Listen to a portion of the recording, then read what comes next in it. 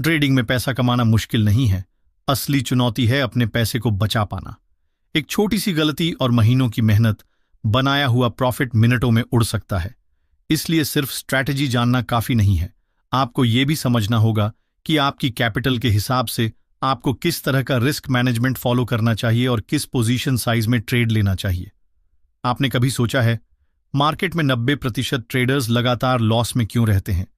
क्योंकि उन्हें एंट्री का लेवल तो मालूम होता है, लेकिन एग्जिट की टाइमिंग और रिस्क कंट्रोल का ज्ञान नहीं होता, और यहीं से गेम बिगड़ता है। इसलिए आज का ये वीडियो बेहद खास है, क्योंकि हम बात करने वाले हैं एडवांस्ड रिस्क मैनेजमेंट की। वीडियो के अंत में मैं आपको एक प्रैक्टिकल रिस्क प्लान देने वाला हूं, जिसे आप अपने ट्रेडिंग के दौरान लागू कर सकते हैं। यह वीडियो आपकी ट्रेडिंग सोच को पूरी तरह बदल सकता है, इसलिए इसे बिना स्किप किए अंत तक जरूर देखें। देखिए, कई बार ऐसा होता है कि आप अपनी कैपिटल को ग्रो कर लेते हैं। जैसे मान लीजिए आपके पास 10,000 रुपये की कैपिटल थी और आपने 2 हफ्तों की मेहनत से उसे 15,000 रुपये तक बढ़ा लिया, लेकिन सिर्फ एक खराब ट्रेडिंग सेशन में आप फिर से उसी पॉइंट पर लौट आते हैं जहां से आपने शुरुआत की थी, या उससे भी नीचे। यह सिलसिला बार बार चलता रहता है, कुछ दिन लगातार प्रॉफिट और फिर अचानक एक दिन में भारी लॉस। और इस साइकिल के पीछे 2 बड़े कारण होते हैं। पहला, रिस्क मैनेजमेंट की कमी, और दूसरा, ट्रेडिंग साइकोलॉजी की कमजोरी। तो इस वीडियो में हम सबसे पहले रिस्क मैनेजमेंट को डीपली समझेंगे, क्योंकि यहीं से आपकी कैपिटल की सुरक्षा की शुरुआत होती है।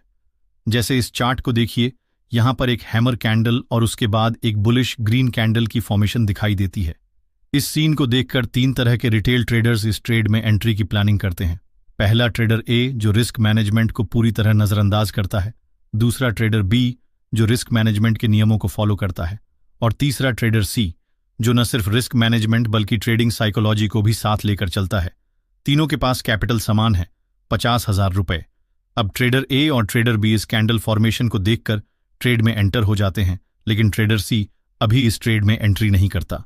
क्यों? क्योंकि उसे यह समझ में आता है कि मार्केट अभी भी डाउन ट्रेंड में है और उसे एक क्लियर कंफर्मेशन का इंतजार करना चाहिए।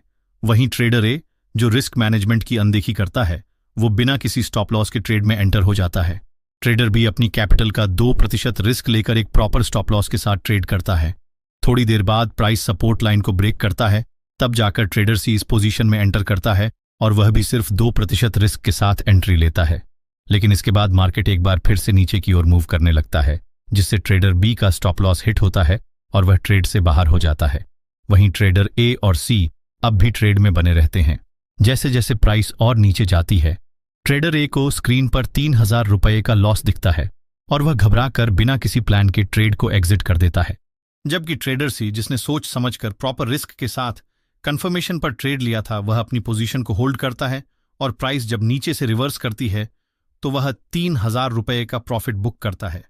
इस पूरे सीन से एक चीज साफ हो जाती है, रिस्क मैनेजमेंट और साइकोलॉजी दोनों को साथ लेकर चलने वाला ट्रेडर ही मार्केट में टिकता है और ग्रो करता है। और मान लीजिए कि इसके बाद तीनों ट्रेडर्स को एक ट्रेड में लॉस हो जाता है, तो ट्रेडर ए का लॉस 6,000 रुपये या उससे भी अधिक हो सकता है, क्योंकि उसने न पहले स्टॉप लॉस लगाया था और न ही रिस्क को कंट्रोल किया था।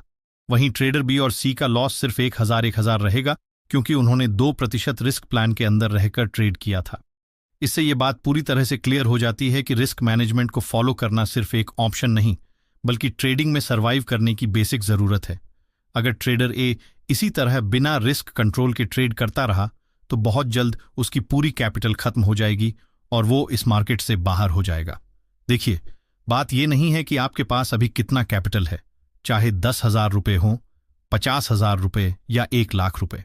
असली सवाल यह है कि क्या आप अपने कैपिटल को प्रोटेक्ट कर पा रहे हैं या नहीं।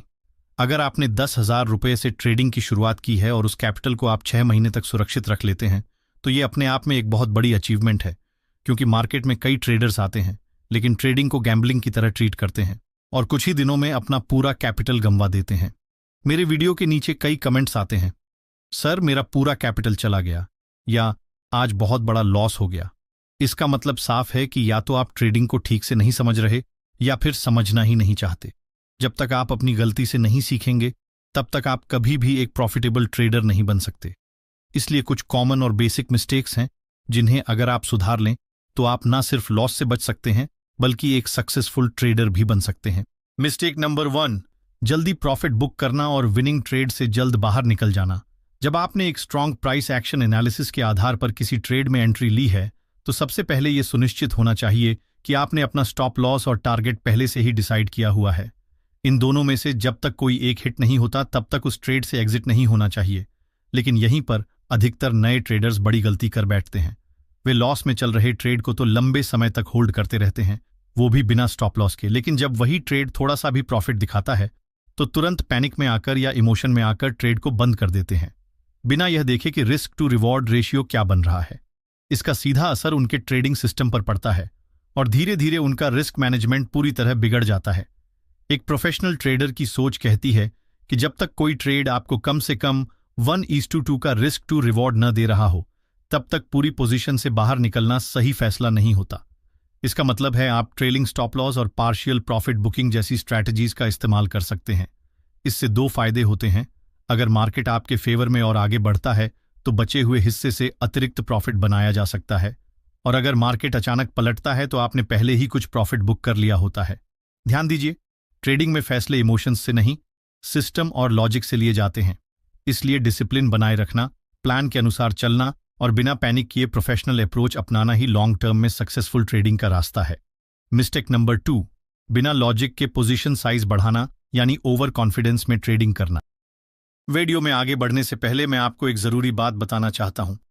मार्केट में इन्वेस्ट तो हर कोई करता है, लेकिन बिना डायरेक्शन और बिना एक्सपर्ट गाइडेंस के गलत स्टॉक्स चुनना आपके लिए महंगा साबित हो सकता है। अब जुड़िए उन प्रोफेशनल फाइनेंशियल एक्सपर्ट्स के साथ जिन्होंने इंस्टीट्यूशनल फंड्स के साथ काम किया है और मार्केट में सालों का अनुभव रखते हैं। स्ट्रॉन्ग रॉकेट स्टॉक्स में इन्वेस्ट कीजिए, वो भी टाइम से पहले और स्मार्ट कैपिटल एलोकेशन के साथ। ये सिर्फ एक ग्रुप नहीं बल्कि एक एक्सक्लूसिव मेंटरशिप है, जहां आप जुड़ेंगे इंडिया के टॉप मार्केट माइंड से। एलाइट व्हाट्सएप ग्रुप में मिलेगा मार्केट इनसाइट्स, एक्सपर्ट एनालिसिस और रियल वेल्थ बनाने का पूरा रोड मैप। लिंक डिस्क्रिप्शन में है। आज ही जुड़िए प्रोफेशनल्स के साथ और शुरू कीजिए अपनी स्मार्ट इन्वेस्टिंग जर्नी। चलिए अब आते हैं अपने वीडियो पर। जब किसी ट्रेडर को कुछ लगातार प्रॉफिट मिलते हैं तो उसका कॉन्फिडेंस धीरे धीरे ओवर कॉन्फिडेंस में बदलने लगता है, और यहीं पर वो सबसे बड़ी गलती करता है, अपने कैपिटल के मुकाबले बहुत ज्यादा लॉट साइज या क्वांटिटी लेकर ट्रेड करना। शुरुआती दौर में अगर आपको कुछ ट्रेड्स में सफलता मिली है तो इसका मतलब ये बिल्कुल नहीं है कि अब आप गलती नहीं कर सकते। मार्केट हर दिन अलग बिहेवियर दिखाता है, और अगर आप ओवरसाइज ट्रेड लेकर बैठ गए तो एक गलत मूव आपकी पूरी मेहनत को मिनटों में खत्म कर सकता है।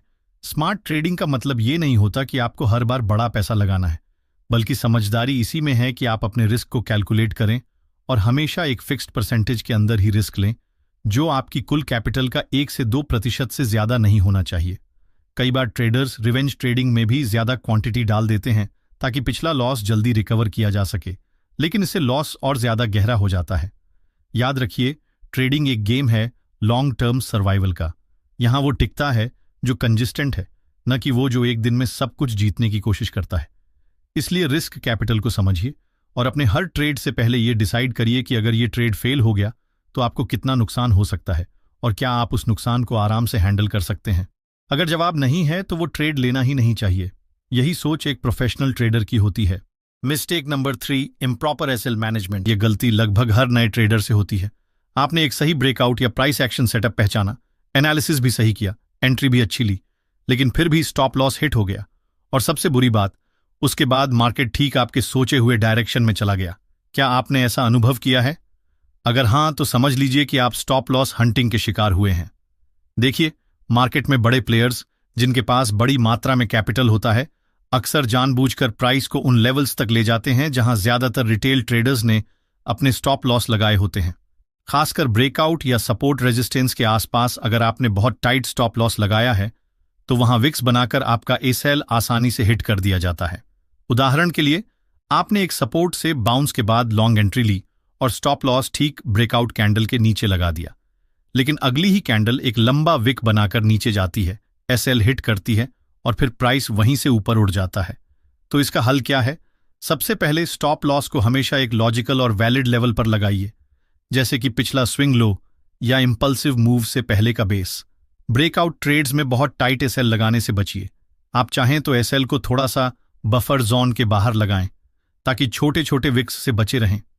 साथ ही कैंडल का साइज देखकर क्वांटिटी एडजस्ट करें ताकि बड़ा एसएल लगाना पड़े तो भी रिस्क मैनेजमेंट बिगड़े नहीं। ट्रेडिंग में सिर्फ सही दिशा पकड़ना ही काफी नहीं होता, पोजीशनिंग और प्रोटेक्शन भी उतनी ही जरूरी होती है।